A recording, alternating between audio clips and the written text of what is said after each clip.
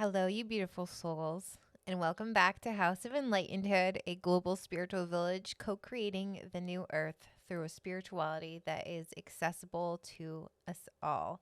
I can't believe that this is episode 99.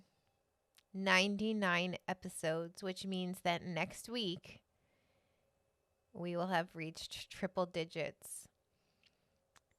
And in a week that has felt like such a struggle, and in a week where I'm constantly wondering, why am I doing this again? Am I crazy? I don't think I can go on anymore.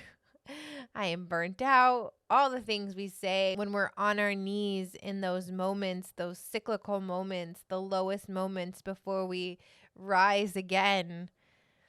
I think reflection and feeling proud of how far we've come can always help. So I thought today on episode 99, I would share the top 3 things that I wish I would have known when I started this path 3 years ago.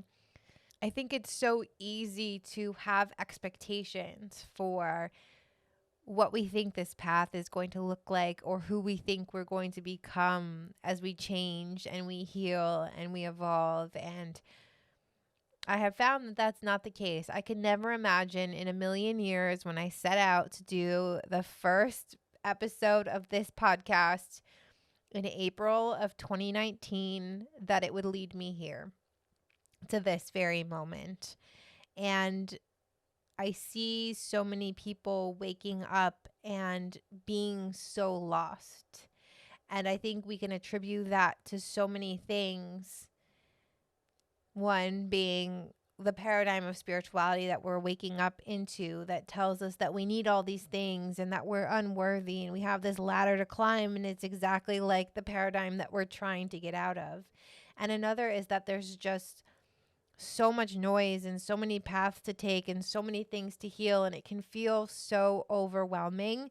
So my hope is that this episode can really help bring you back home to yourself, to get rid of the noise and really help you remember that you are completely capable of doing this work, and you are so brave for doing this work. And this path to awakening, to rediscovering our soul, it is so hard. It is so hard, and I'm constantly in awe of the ways that it continues to just rip me wide open raw, and then the ways it continues to just give me this euphoria of understanding in the universe and the ups and downs and the roller coasters of that. So if you feel like giving up right now too, please just know that you got this.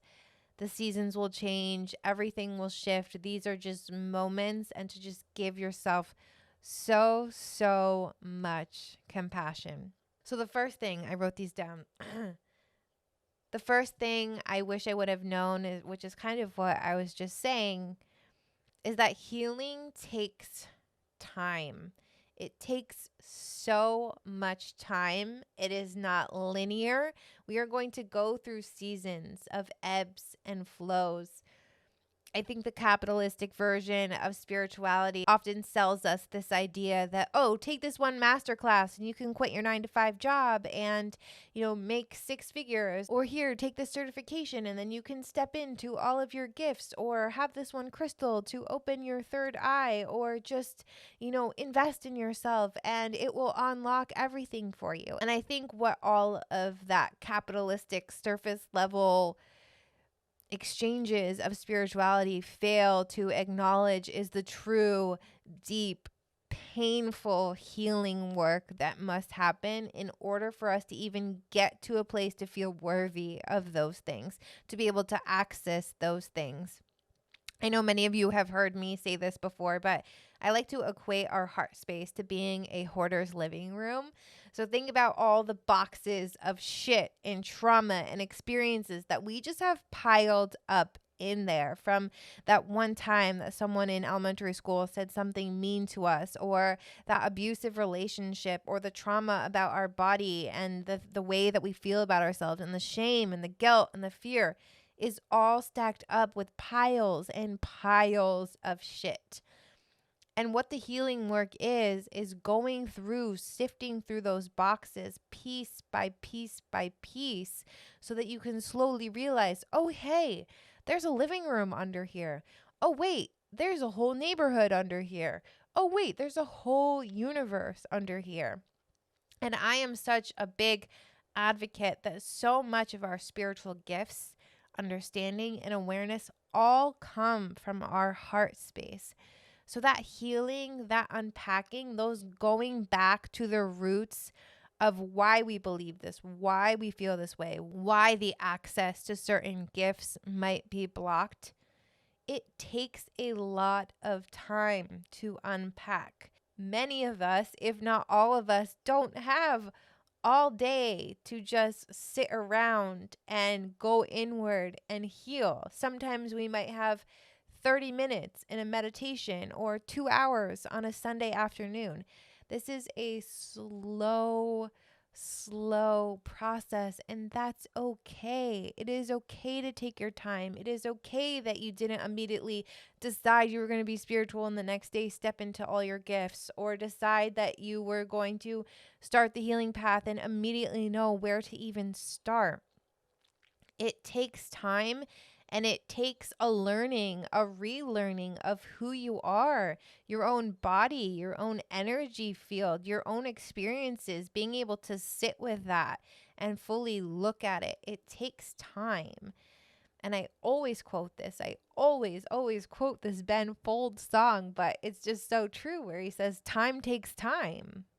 Time takes time. And especially here on the earth plane, I think the current version of spirituality also sells this idea of like, manifest this, manifest that, do this, do that, you're worth this. And yes, of course, you are absolutely worthy and you are absolutely capable of doing all of those things. But again, what it fails to address is all the things that are standing in the way of that, and how we truly have to feel about ourselves, and how we have to truly surrender and let go to the process to allow that to happen. So please just know that it's okay for things to take their time. It's okay. I've been working towards this dream to build this organization, to step into myself for 3 years. 3 years it has taken me to get to this place, and I know I have so much further to go, and I look forward to that journey. But please know, it's not an overnight thing. It's not something that happens in a few months. Yes, there can be huge, enormous changes that you feel within yourself and the way that you view your world, but we are still unpacking those boxes. We still have to take that time to truly look at it. Think of it as if you're in a car and you have your foot to the pedal at all times. And that's what our current paradigm teaches us, is like hustle, hustle, hustle, do the work, right? But our true state of being, our true nature is rest and stillness, and to take a pause. So if you're just plowing through what you think is the healing work with your foot on the gas, full throttle, sure, you might be breaking down barriers. You might be moving forward, but did you actually stop to see if you still have the bumper on your car? Did you actually stop to fill your car back up with gas? Did you stop to rest overnight at a hotel? Constantly moving and pushing forward isn't the same thing as actually integrating what we're healing. And that integration part takes a lot of time. We need that time to pause and take a step back, and to allow everything that we've been healing and releasing and looking at to settle within our being.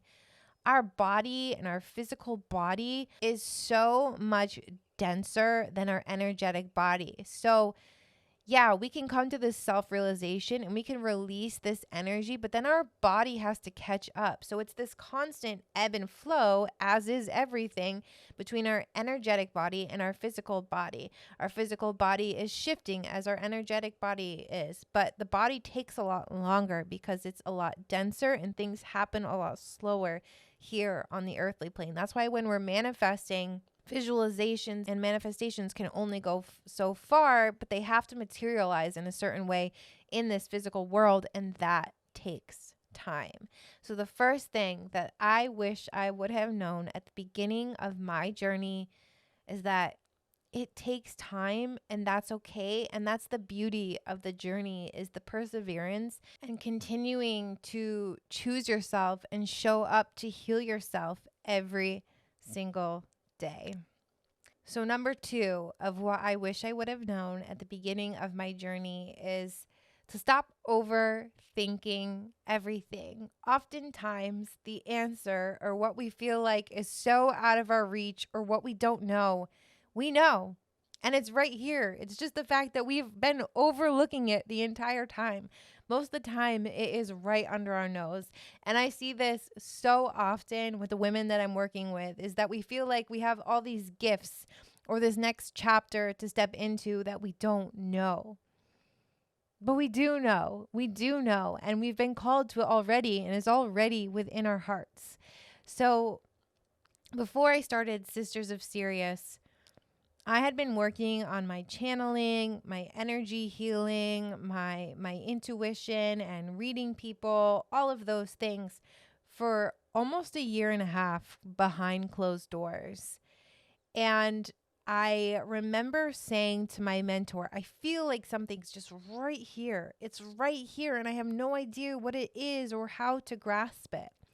And it's so interesting the way that it manifested with Farah, is that now I'm doing all of these gifts and all of these things that I've been planning and practicing. Now I'm doing them all with her, and the way that we're running our circles with Sisters of Sirius, and the way that I'm showing up in the world and stepping into myself. And so those things that light us up, those things that we don't consider spiritual gifts or life purpose or a path, those are often the things that are. They are. We've just overlooked them because they feel so easy. They feel so simple. They don't feel like gifts.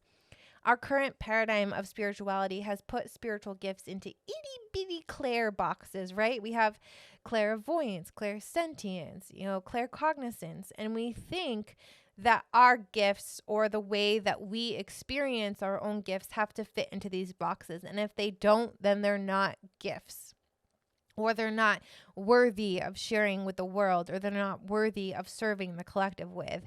And I would like to sit here and call bullshit on all of that, because we are so much more than that. And there's actually a video I put out, and I'll link it if you're watching the video version here, up here, or over here, wherever. I don't know where that goes.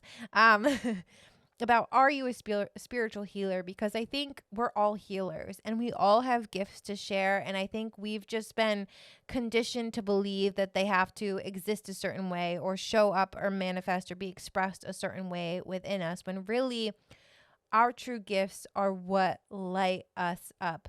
Our true gifts are how we are serving the world through joy. How I serve is I love going into the realms of the universe and exploring past lives and ancient lands and connecting with ascended masters and cosmic beings. And I love being able to activate people in their rememberings and learning more about the expansiveness of their soul. Exploring those things is so fun to me. It does not feel like work. It does not feel like I'm using my gifts. It's just something I have access to. And if I could all day, I would just sit and meditate and travel the universe and learn all the things and come back and share it, which is what I'm doing now, I guess. But for you, that might be outside in nature, or working with plant medicine, or gardening, or connecting people, or art, or music. It is so easy to overthink what our gifts are and how they might feel. And social media also makes that really hard, because we see all these people and the not only the aesthetics of spirituality, but what people are putting out there. It can be really easy to see people on Instagram and instantly compare ourselves to what they're doing and what we perceive their gifts are. But what if their gifts feel exactly the same as yours? You're just perceiving that they're further along or better than you. It's just that they're showing up and sharing them in a specific way. And so I think it's really easy to get in our own heads in the way of how we perceive our gifts and how we can serve and how we can step into what our purpose, even though I think that word's bullshit, because I believe our purpose is just to be present and find joy and love. How can we act with more love and intention and do things that light us up? So your purpose is to find what lights you up and to just be so consumed with that you're just in a bliss bubble of the universe. So stop overthinking that your next step is some far-reached thing that you have no idea how to get to, because it's right there. It's right in front of you. You already know. You're just doubting yourself, and you're doubting that it's not enough. And I promise you that it is absolutely 1000% enough. So the last thing that I wish I would have known on this path when I started is that life is too short to not be our full selves, to not be able to express our full selves, to not feel safe in all that we are, no matter how weird or how silly or how crazy we think it is. And that has truly been my mission of House of Enlightenedhood. I selfishly built it for me as a safe space to be able to share what I'm receiving, to be able to share how I see the world, and not only to be able to share that, but know that it's happening in a safe space, know that it's happening in a non-judgmental space, and know that I'm going to be fully seen by others who will uplift me and support me. I know how lonely this path can be. I know how isolating this path can be. Believe me, there's people I'm sure in my life right now who see the transformation that I've had in the past 3-4 years and most likely think that I have lost it, that I am completely insane. But the more people that I talk to and begin to share myself with outside of the spiritual community, you realize that we're all kind of going through those same things. We're all hiding parts of ourselves. We're all worried about being judged or being seen. And life's too short to give a fuck about that. I saw a quote on Instagram last week that was like, we've spent too much time seeing ourselves through others who never saw us. And that just hit me so deeply to my core.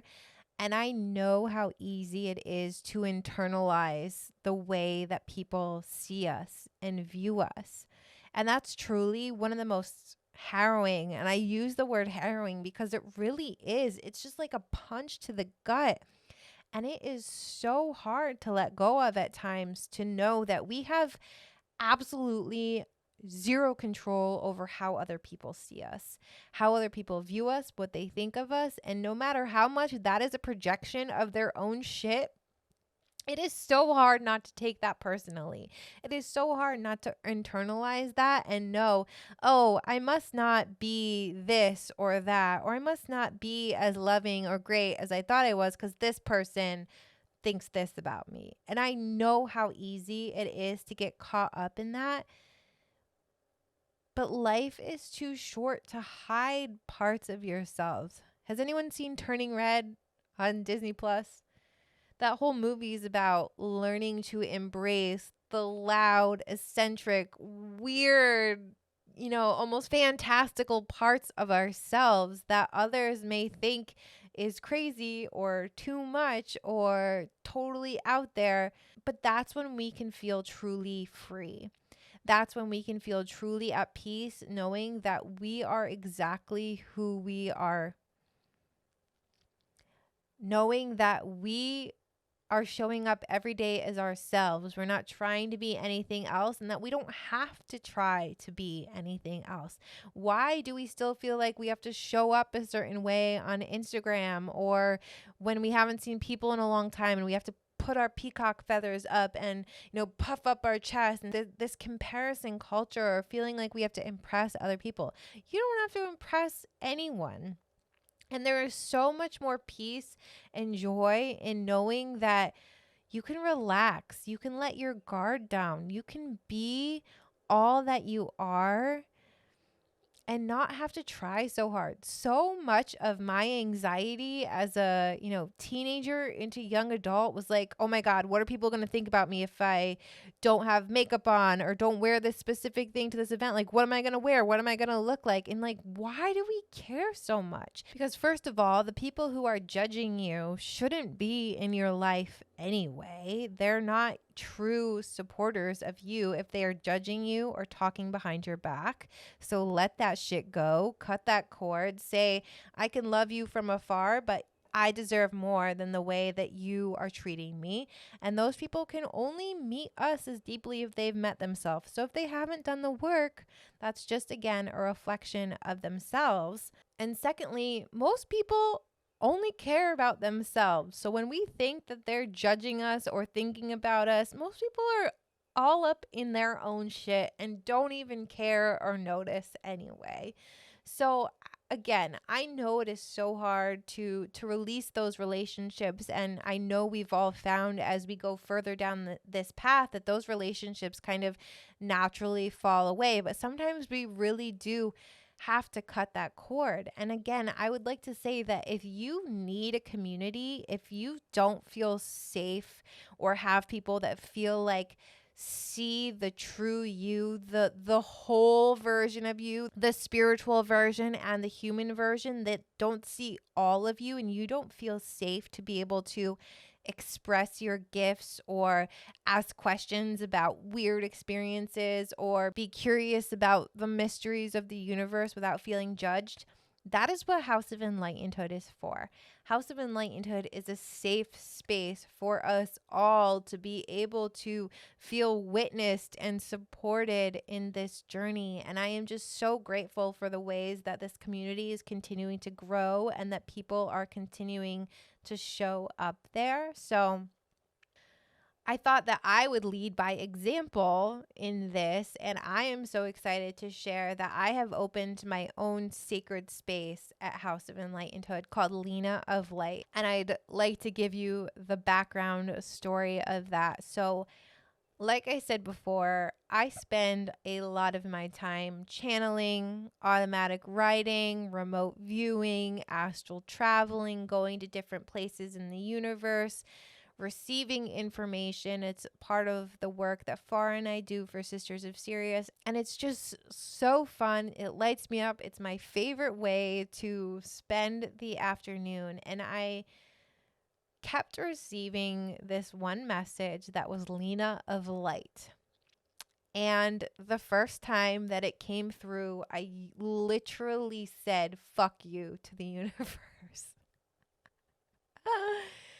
In meaning that Elena of Light, the idea of that was so triggering to me. It was so triggering, this idea of thinking, first of all, to call myself that. And second of all, to embody whatever I thought Elena of Light was. And then it didn't stop. It just kept coming through and kept coming through. And then in this chapter that I feel like I'm closing out and starting a new one, I kept asking, what are the next steps to take to enter this next version of myself? And what I kept getting was, you need to embody Elena of Light. And so I really had to sit with this for weeks. For weeks, I sat with it because, as you know, I've created a whole organization that upholds the principles of the new earth. And one of those being that I think we are all students and teachers. And this idea of being a spiritual influencer or a guru, it doesn't sit right with me. And so my first initial reaction was that there was this pretentiousness, or this idea that I thought I was better than everyone if I was stepping in to this idea of Elena of Light. But the more I sat with it, the more I realized that there is so much that I know and that I receive on a daily basis that I'm not sharing. and that it seems like a disservice to the collective and to my community to not be able to share these things. I have these gifts for a reason. We have these gifts so that we can serve. We have these gifts so that we can use them. And it's funny, I had a dream that I was giving this speech last night where I was saying how we have a responsibility to share them. And then I kind of took a step back and realized how I have been so scared of being judged. I have been so scared of not feeling like enough in stepping into that role, or that I'm crazy and it's all in my head. And as soon as I put it out there, everyone's going to be like, who the fuck do you think you are? You know? And we all have those fears. And so I had this meditation where I just felt like I was standing on the edge of a cliff. And I was like, well, I'm either going to get pushed off this cliff and fall, and it's going to be really painful and uncomfortable, or I'm going to jump gracefully, and I'm going to consciously decide to jump. And so I jumped, and in my meditation, I landed on the ground, kind of like Spider-Man, I landed. And then I walked into this fog, and there were all these beings there just congratulating me. And then to see all of your support as I announced it within the platform that I was opening this space, it was just such a reminder, and I hope a reminder for you, that so much of those limiting beliefs, so much of those stories are all within our own heads, all based out of fear, of judgment. But the world deserves to see all of us. The world needs all of us. And I hope this is your encouragement today too, to feel the fear and do it anyway, because there are going to be people to catch you. There are going to be people to support you and uplift you. And again, if you don't feel like there is anyone like that in your life, come join us at House of Enlightenedhood. You will find hundreds of people from around the world willing to uplift you and support you on your journey, because the world needs your light and the world needs all of you. So within my sacred space at House of Enlightenedhood, I'm going to be sharing all this wisdom that I am receiving. I'm also going to be doing channeling events in real time, so you can come and ask questions about past lives, cosmic beings, and really fully just step into who I truly am. And I feel like I've been hiding for so long. And those of you who have been here for a while, you've seen my journey of being like, I'm here, no, I'm hiding, I'm here, no, I'm too scared. And it's an ebb and flow. Again, at our summit a few weeks ago, the main theme was this idea of expansion and contraction, and expansion and contraction. And that's truly the way the universe works, because with each breath, we're doing that. It's always an expansion and a contraction. And that's how jellyfish swim, right? That's how they get to where they need to go, is through that expansion and that contraction. And that too is how we continue to move further and further down our path. Even if it doesn't feel like we're moving forward, we are, because with each contraction, and I'm saying this now for myself because I need to hear this more than ever, with each contraction, next comes an expansion. So if you're feeling constricted, if you're feeling lost, if you're in your moment of darkness, know that the next season for you is light. And that's just the way that the universe works. So if you're not already a member of House of Enlightenedhood, or you would like to join LEENA of Light to learn more about my work and all the things I will be sharing within there, I would also like to mention that it's all completely free. My love language and passion project is accessibility, and making sure that we all have access to this wisdom and these tools and healing and community and everything moving forward at House of Enlightenedhood, from events to workshops and master classes, as well as my channeled events, are all going to be donation based, pay what you can, because financial restrictions should never stand in the way of exploring our own soul. And that's what makes us a New Earth community, is reimagining the ways that we can support and serve each other. So the link to join the community will be in the description of this episode, and I really hope that you will join us as we make our way into the spring and summer of 2022. We are going to be opening more sacred spaces. So think of House of Enlightenedhood as the overarching umbrella. And then these sacred spaces are within House of Enlightenedhood. So like I've said before on this podcast, the amazing Mari Vega just opened her women's school, which is a 9-month group-based container. I have Elena of Light. My sister Far and I have a Sisters of Sirius container in there. Kelly, who was on this podcast a few weeks ago, and I just opened a Remembering Lemuria school to talk about the ancient land of Lemuria. And then in the spring, we are opening 3 more sacred spaces, which I will share with you at a later time and date. But I'm just so excited for the ways that we can all show up in one place and be nurtured in so many different ways, because I feel like in our current technology age, it's so easy to feel like I have to go to this platform and then this platform and then that platform, but to have it all in one place, that is just what I'm all about, is simplifying and being more intentional with the way that we are connecting and using technology. And so that's really what we're about here at House of Enlightenedhood. And then we are also going to be growing out our network and our scholarship program, as well as our cooperative. So our Light Cooperative is the heart and the engine of our platform, and it is a collective of spiritual healers and entrepreneurs and thought leaders, teachers, all coming together who co-invest in the platform. And so we meet on a bi-weekly basis to heal, connect. We do healing ceremonies, just chat about our lives.